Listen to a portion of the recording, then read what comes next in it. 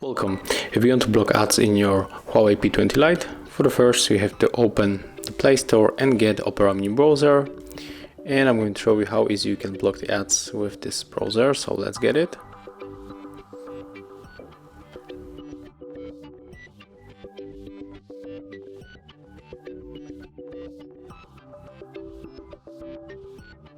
Right now we can open.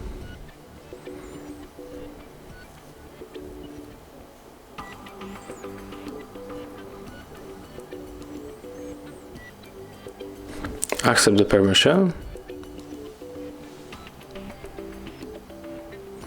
And here we have to tap OK and tap on this icon in the right corner to check if the ad blocking is turned on, like in my case. And after that we can enter this website, for example.